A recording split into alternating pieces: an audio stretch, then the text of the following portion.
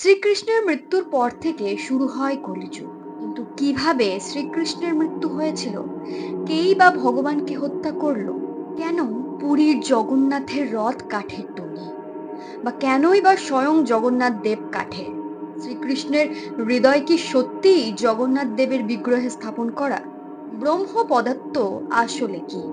চলুন এই ভিডিওর মাধ্যমে জেনে আসি।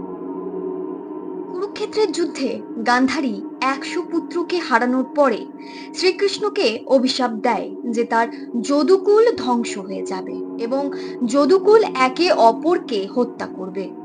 যদুবংশের প্রতিটি সদস্যের সাথে কৃষ্ণ মারা যাবেন। একদিন সপ্তঋষিরা কৃষ্ণ ও বলরামের সঙ্গে দেখা করতে দ্বারকা আসেন। কৃষ্ণপুত্র শাম্ব ও তার বন্ধুরা মহিলার মতো সাজ পোশাক করে পেটে লোহার টুকরো বেঁধে গর্ভবতী মহিলা সেজে সপ্তঋষির সামনে আসেন মজা করতে। সপ্তঋষি বুঝে যান এবং অভিশাপ দেন যে শাম্বর পেটে যা বাধা আছে তা যাদব বংশের ধ্বংসের কারণ হবে। পরের দিন শাম্ব পেটে ব্যথায় শয্যাশায়ী হন। কৃষ্ণ ও বলরাম লোহার টুকরো দেখে তা গুঁড়ো করে নদীতে ফেলে দিতে বলেন। গুঁড়ো হলেও এক টুকরো লোহা থেকে যায়, যা একটি মাছ গিলে ফেলে। পরে সেই মাছ ধরা পড়ে এবং লোহার টুকরো দিয়ে এক মৎস্যজীবী হারপুন বানান। একদিন প্রভাস নদীর তীরে যাদব বংশীরা গান বাজনা খাওয়া দাওয়ার জন্য জড়ো হন। প্রচুর মদ্যপান করে নিজেদের মধ্যে গোলমালে জড়িয়ে পড়েন এবং হাতাহাতি শুরু হয়। তা গড়ায় যুদ্ধে। নদীতে ফেলা লোহার গুঁড়ো থেকে পারে বিশেষ এক ধরনের ঘাস জন্মায়। এই ঘাসের শীষ দিয়েই যাদবেরা একে অন্যকে আক্রমণ করেন এবং একে একে সবাই মারা যান। সত্যি হয় গান্ধারীর অভিশাপ।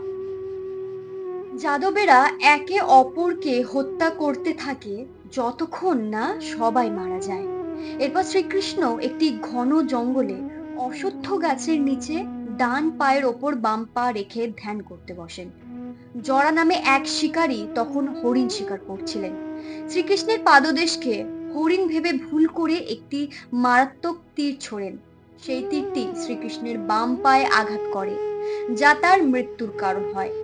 পঞ্চপাণ্ডব শ্রীকৃষ্ণের দেহ দাহ করেন প্রভাস ক্ষেত্রে, কিন্তু শ্রীকৃষ্ণের হৃদয় আগুনে নষ্ট হয় না। সেই হৃদয়টি কাঠের টুকরো করে ভাসিয়ে দেওয়া হয় সমুদ্রে, আর সমুদ্র সাথে সাথে গ্রাস করে নেয় সমগ্র দ্বারকা। 2015 সালের 15ই জুন মধ্যরাত্রে ওড়িশার পুরীর জগন্নাথ মন্দিরে এক রহস্যজনক ঘটনা ঘটে, যা দেখে সবাই হতভম্ব হয়ে যায়। সমগ্র জায়গায় বিদ্যুৎ সংযোগ ছিন্ন করা হয়। শুধু মন্দির চত্বর নয়, সমগ্র ওড়িশায় অন্ধকার নেমে আসে। সমগ্র এলাকায় ইলেকট্রিসিটি কেটে দেওয়া হয়েছে। কিন্তু কেন?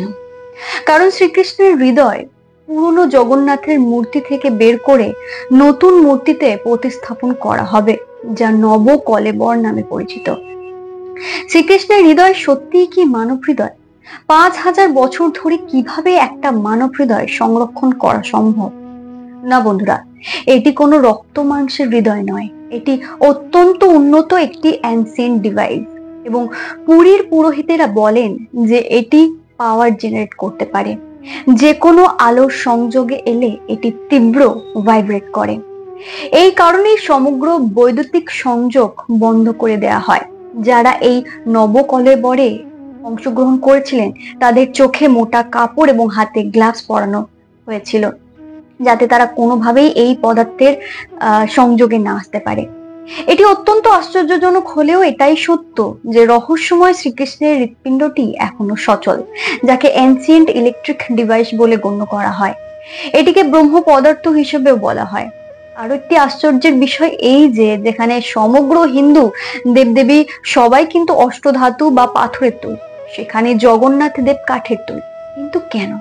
কারণ ব্রহ্ম পদার্থটি ইলেকট্রিসিটি জেনারেট করে, যে কোনো সময় কারেন্টে শক দিতে পারে এই পদার্থটি। এই কারণেই জগন্নাথ দেব এবং তার রথ সম্পূর্ণ কাঠের তৈরি হয়। জগন্নাথ দেবের মূর্তিটি প্রতি 12 বছর অন্তর পরিবর্তন করা হয়, কারণ ওই ব্রহ্ম পদার্থটি কাঠটিকে আস্তে আস্তে নষ্ট করে ফেলে। টেম্পল অথরিটি অফিসিয়ালি ডিক্লেয়ার করেছে যে এটি কোনো ফিলোসফিক্যাল নয়, এটি সত্যিই একটি পদার্থ। বন্ধুরা, ভিডিওটি ভালো লেগে থাকলে একটি লাইক, কমেন্ট, শেয়ার করে দিও। চ্যানেলে নতুন হয়ে থাকলে চ্যানেলটি সাবস্ক্রাইব করে নিও।